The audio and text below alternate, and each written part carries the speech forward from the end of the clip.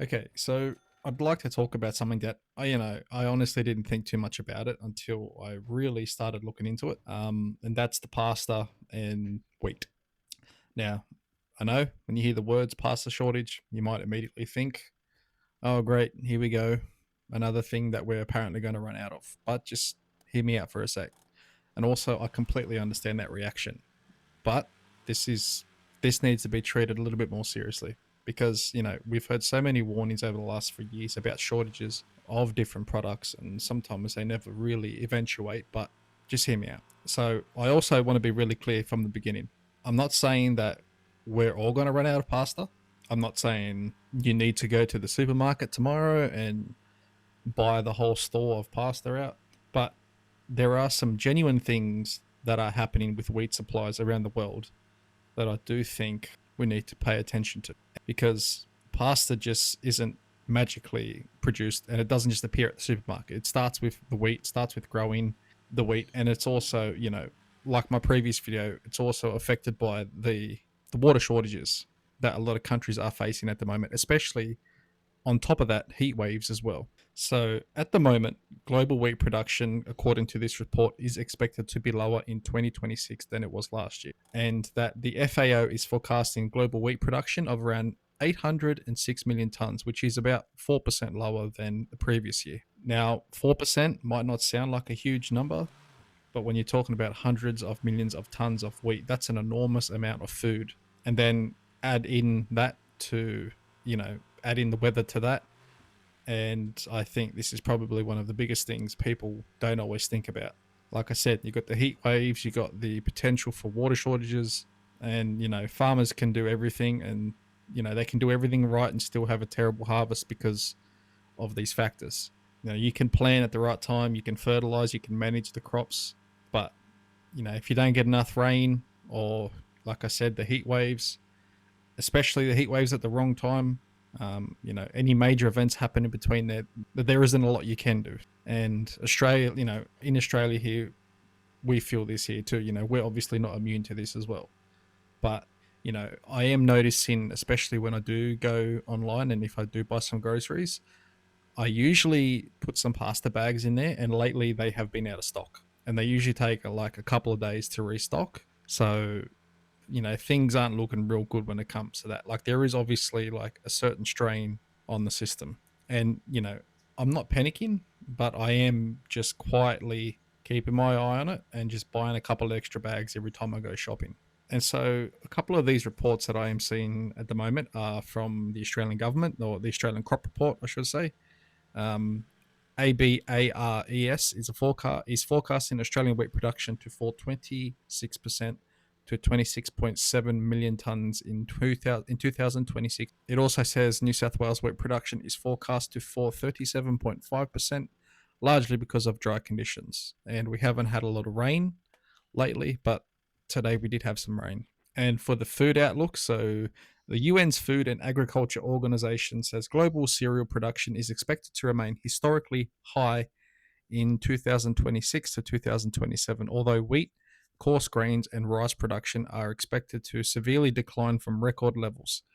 It also highlights whether possible El Nino conditions, which, if you guys don't know, there is a current El Nino, and I think we're going to take a look into that maybe in a couple of videos. But El Nino conditions, fertilizer and energy prices, conflict obviously in the Middle East, and geopolitical tensions as risk. So obviously there's a war in Iran that is putting pressure on the global economy, especially when it comes to oil and transport and stuff like that. So I'm not surprised that that's had a trickle down effect around the world. The cereal supply and demand brief. So this is the one that apparently is supposed to be updated regularly. And from what it's saying now is that it tracks the global cereal production, supply and demand, and that the July 2026 edition says global cereal production is expected to be below the 2025 record, but still the second largest output on record. It also goes on to say that the latest USDA outlook says American wheat production for 2026 is expected to be the lowest since the 1970s.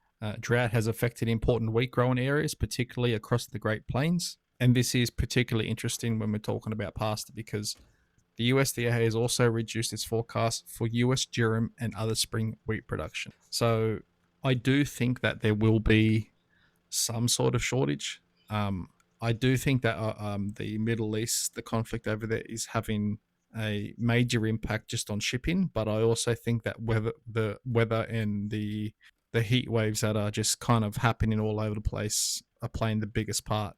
So it's just like a combination of everything. So, if you guys are going to the supermarket, make sure you get yourselves a couple extra bags of pasta. Just really just be mindful that there obviously is a supply issue. Even though we won't run out of pasta, it might start to become a problem if things get worse. So, again, according to the latest official figures from the Food and Agriculture Organization of the United Nations, the global wheat situation is becoming tighter. Although the world is not currently facing a wheat shortage, global wheat production in 2026 is forecast at around 806.5 million tonnes, which is about 4.3% lower than in 2025. The FAO says several factors are contributing to the decline, including difficult weather conditions, like I said, the heat waves, high agriculture input costs, and concerns about possible El Nino conditions, which are obviously getting worse. So this could bring below average rainfall to parts that need the water and parts that are stricken by drought at the moment. Australian wheat production is expected to fall below the country's 5-year average, while other major wheat production regions are also dealing with heat, as I said, and other weather-related problems. Despite the lower production forecast, global wheat stocks are expected to increase, providing an important buffer against supply disruptions. However, international wheat prices have been rising, with the FAO reporting that wheat prices increased by 5.8% in July compared with June and were around 9.9% higher than a year earlier. Geopolitical tensions like the conflict in Iran and possible disruptions to the Black Sea exports are also creating additional risks for the global wheat market. This does not mean that the world is running out of wheat, but it does mean that supply is constrained, and it also factors in the combination of weather and trade conditions, which need to be watched closely. So, for us consumers, the most likely effect of tighter wheat supplies would initially be higher prices rather than empty shelves.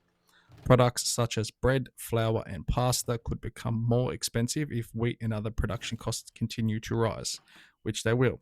Pasta is particularly relevant because much of it is made using durum wheat, a specific type of wheat used extensively in pasta production. Overall, the official data shows that there is still plenty of wheat available globally. However, production is expected to decline from last year's a record level, and there are several risks that could put additional pressure on supplies and the prices.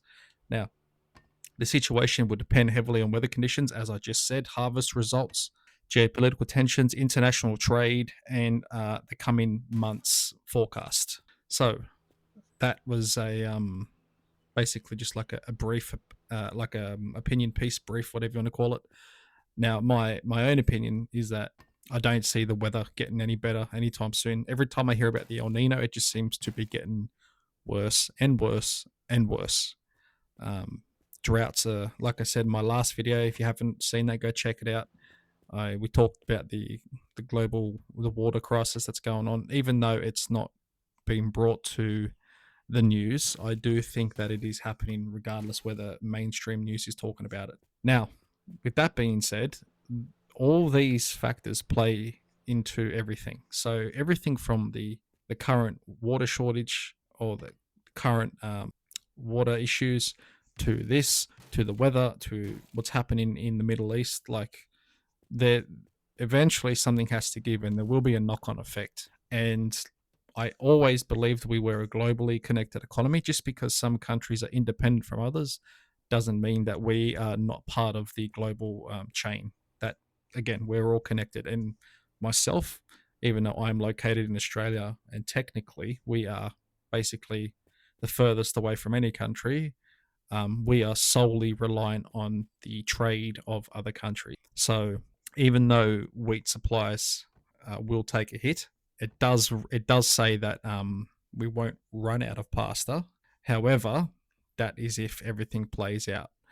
Again, there will be more heat waves coming. There will be more. These water issues aren't stopping. This El Nino isn't stopping. I don't see the conflict in the Middle East stopping anytime soon. In fact, it's probably going to ramp up. Um, so I'm just keeping my eye on everything, and I'm just trying to keep you guys up to date with what's going on around the world. With that being said, again, I just want to say, if you guys are going down to buy groceries, make sure that you are picking up a couple extra things, especially water and pasta. Like I always say, I'd rather be prepared and not need it than need it and not be prepared. So, and like I said, the prices haven't really changed, I've noticed. However, that can, like I said, a couple months ago, we had a fuel shortage issue where a lot of the service stations in Australia, we couldn't get petrol.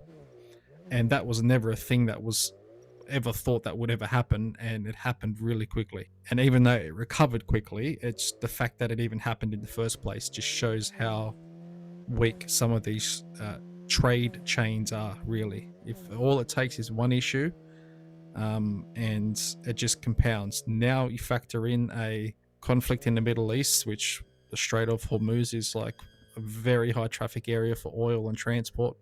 You factor in the heat waves that are happening all around the world, and then you factor in on top of that just general price hikes and stuff like that. It's all a combination of things that doesn't seem to be getting better anytime soon. And matter of fact, it's probably only going to get worse. So just prepare for that. And with that being said, guys, I hope you enjoyed the video. If you did, give it a like, consider subscribing, and I'll catch you guys in the next video. Bye, guys.